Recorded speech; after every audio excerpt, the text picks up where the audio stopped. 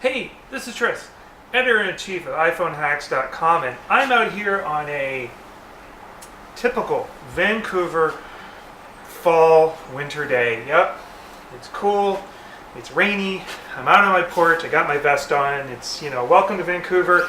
Here's your vest, here's your cup of coffee. So what am I going to talk to you about today? Well, it's how to shoot better video on your iPhone.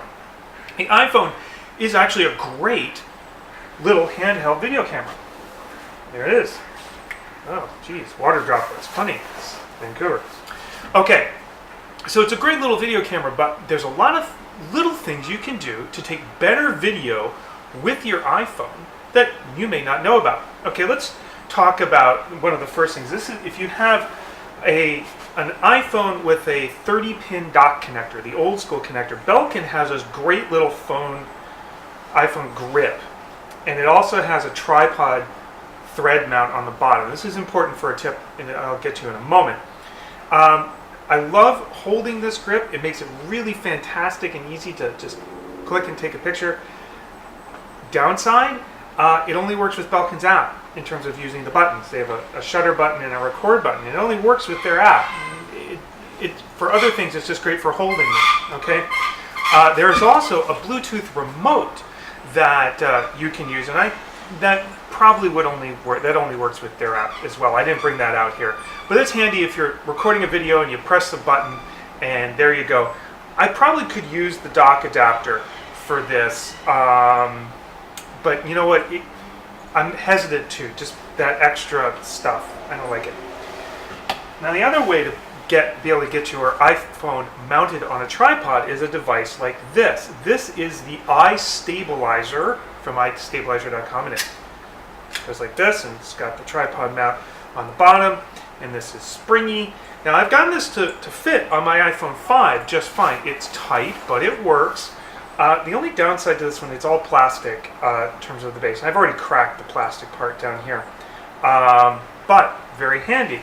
Again, now why am I talking about things with tripod mounts? Well, one of the things that will make your iPhone videos a lot better is if you can mount them on a tripod, do.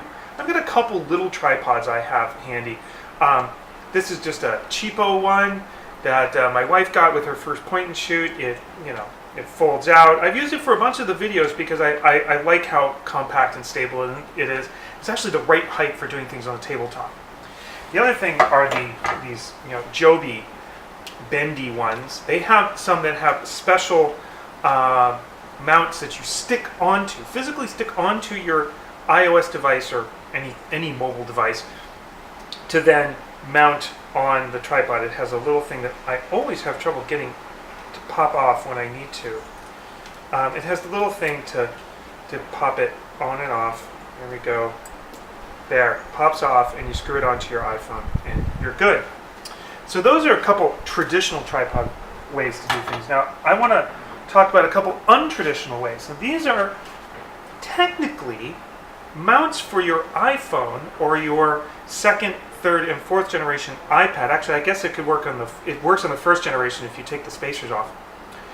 It works on these to put them on a mic stand. Now, I happen to have a mic stand at home, because I do a lot of recording and I needed one. But a mic stand is really just a stand with a tube that holds something in place. So if you have something like a lamp, you might be able to use one of these. I've used these successfully for doing a lot of video, especially the unboxing videos. I, in fact, had this very device on my mic stand holding my iPad 3rd Gen to record while I was unboxing. It worked pretty well. Okay, so these are some hardware things that'll help you take better video. But how do you actually take better video? And I'm going to do this as a picture-in-picture so you can see what I mean. So when you get I just went from the lock screen. I'm using the basic video app, basic camera video app for this.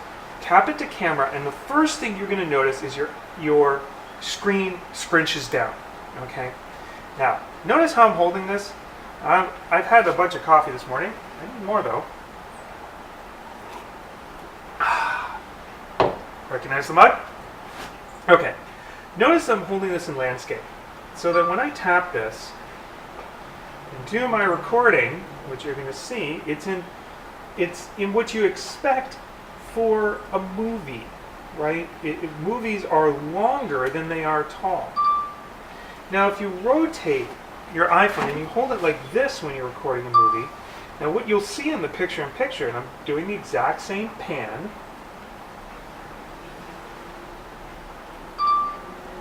is it's going to look a little strange. It's going to look odd because it's taller than it's wide and you're not capturing the full aspect. Sometimes the portrait orientation is better for a video, but most of the time it's going to be landscape. Now, other video tips. I have the porch light on over my head, so I'm pretty well illuminated. It's maybe a little yellow cast, and I'll fix that in iMovie. So pay attention to your lighting. Pay attention to when you're filming people that they don't have weird things like trees coming out of their heads. And just like in iPhone still photography, the rule of thirds still applies and will help you frame better video. And of course, if you want to do a quick edit up of these videos, you can do them in iMovie on iOS. And it's a little frustrating at first. It has been for me, but I'm kind of getting the knack of it. It's quick, it's easy, and you can just, finish up that video, touch it up a bit, add in some titles, and get it right up to YouTube. So there you go. So this has been Tris with some quick video tips for taking pictures with your iPhone. So remember, use a tripod if you can. And there's a bunch of different ways that you can get an iPhone onto a tripod or an iPad. And enjoy it. Take video. You get better with practice. That's really what it is. You get better with practice.